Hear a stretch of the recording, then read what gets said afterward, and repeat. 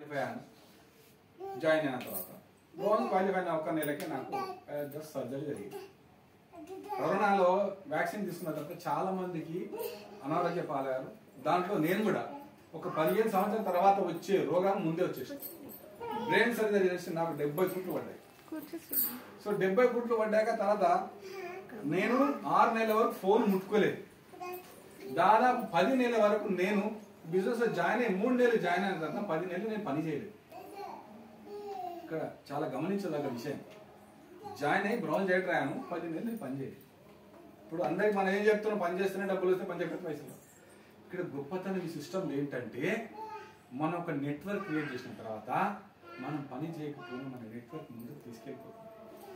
So 10 నెలలు నేను పని చేయకపోతే నా కింద టీం ఏదైతే నేను బిల్డప్ చేసినానో వాళ్ళకి మంచి మోటివేట్ చేసిన 10 మంది ప్లాన్ చెప్పేసి అక్కడ నెట్వర్క్ స్టార్ట్ అయ్యేసి దిలీప్ మోరే గారు వర్క్ చేసుకుంటా పోయారు, నా వేరే లెక్స్ వర్క్ చేసుకుంటా పోతూ నాకు ప్రతి నెల నాకు ఆదాయం వచ్చింది. అంటే ఇక్కడ మనకు సెక్యూరిటీ ఉంది. 10 మంత్స్ ఆయన ఫోన్ ముట్టుకోలేదు, ఏం చేయలేదు, కానీ అకౌంట్ డబ్బులు మాత్రం పడుతుంది. సో ఇక్కడ మనం సెక్యూరిటీ, ఇప్పుడు మనం చాలా మంది జాబ్ చేస్తాం, సాఫ్ట్వేర్ అప్లై చేస్తాం, 2 లక్షల జీతం వస్తుంది, గవర్నమెంట్ ఉద్యోగం వచ్చింది, ఐపీఎస్ ఆఫీసర్ అయ్యిండు, ఆయనకు 3 లక్షలు వస్తుంది, కార్ వస్తుంది, పవర్ ఉంటుంది, అంతా ఉంటుంది. కానీ ఎన్కౌంటర్ లో ఐపీఎస్ ఆఫీసర్ చనిపోతాడు. ఆ కుటుంబం పరిస్థితి ఏంటి? అప్పుడు తన భార్యకి తీసుకొచ్చి కమిషన్ షేర్ లో కూర్చోబెడతారా? కాదు. నేను అడ్వకేట్, నేను ఒకవేళ నేను చనిపోయిన అనుకో, నా భార్య పోయి కోర్టులో వాదించగలుగుతుందా? లేదు. ఎందుకంటే దానికి డిగ్రీ కావాలి, క్వాలిఫికేషన్ కావాలి, ఆ టాలెంట్ కావాలి. కానీ వెస్టేజ్ బిజినెస్ ఏం కావాలి? సబ్బు గురించి చెప్పడం రావాలి, సూపర్ చెప్పడం రావాలి, ఎవరికైనా వస్తుంది.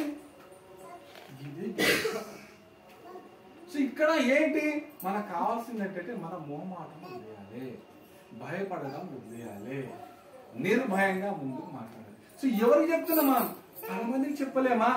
మన ఫోన్ లో దాదాపు ప్రతి వ్యక్తి దగ్గర 100 నుంచి 5 నంబర్స్ ఉంటాయి.